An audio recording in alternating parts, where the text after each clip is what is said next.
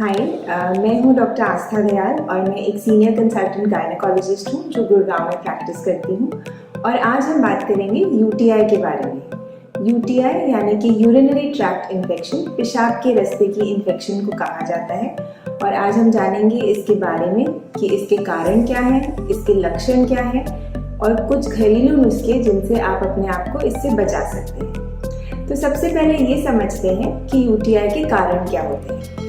UTI कीटाणुओं से यानी कि बैक्टीरिया से होता है और ये कीटाणु आपके वेजाइना या रेक्टम में वैसे ही रहते हैं और जब ये कीटाणु आपके पेशाब के रास्ते में घुस जाते हैं तो वो यूटीआई यानी कि पेशाब के रास्ते की इन्फेक्शन कारण बन सकते हैं।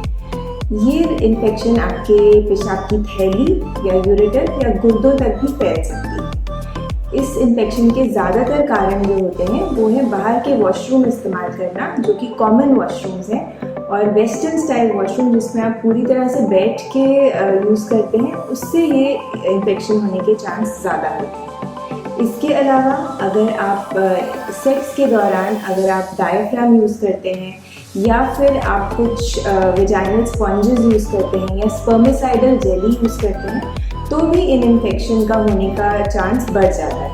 यूटीआई औरतों में ज़्यादा कॉमन होता है और ज़्यादातर ये इंटरकोर्स के बाद बढ़ जाता है।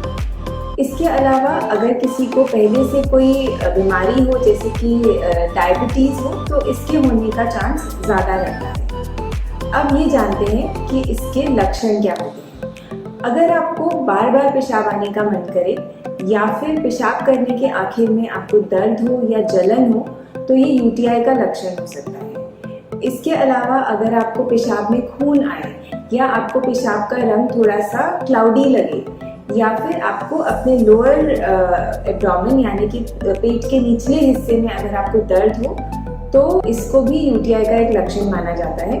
अगर यूटीआई गुर्दों तक फैल जाता है तो इससे तेज बुखार, कपकपी होना और उल्टियां भी लग सकती हैं।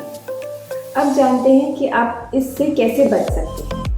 अगर आपको कभी भी कॉमन वॉशरूम यूज़ करना हो तो कोशिश करें कि इंडियन स्टाइल वॉशरूम यूज़ करें, या अगर आपको बैठना है तो अच्छे से उसको स्प्रे से साफ करके ही टॉयलेट सीट पे बैठें। इसके अलावा जब आप अपने आप को वॉश करते हैं, जब आप अपने आप को क्लीन करते हैं तो आप फ्रंट टू बैक क्लीन करें, यानी कि आगे से पीछे की तरफ।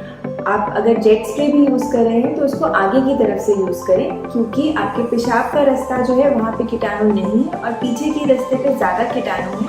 तो अगर आप पीछे से आगे अपने आप को साफ करते हैं तो आप अपने ही रेक्टम के कीटाणुओं को अपने पेशाब के रास्ते की तरफ भेज देते हैं। इसके अलावा कुछ लोगों को इंटरकोर्स या सेक्स के बाद बार बार यूटीआई होता है।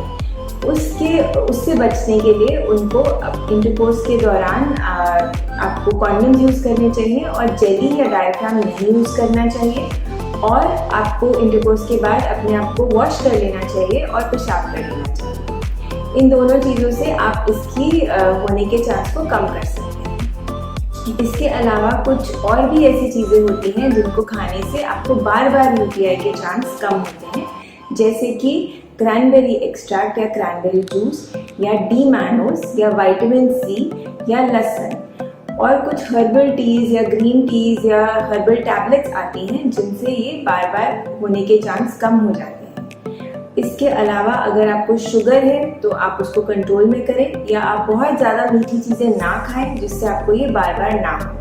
अगर आपको यूटीआई के लक्षण होने लगे, यानी कि आपको बार बार पेशाब आ रहा है या पेशाब करने में जलन हो रही है, तो आप अपने आप ही अपने पानी के इंटेक को बढ़ा सकते हैं। पानी ज़्यादा पीने से आप अपने कीटाणुओं को अपने शरीर से बाहर निकाल देते हैं और जल्दी यूटीआई ठीक कर पाते हैं।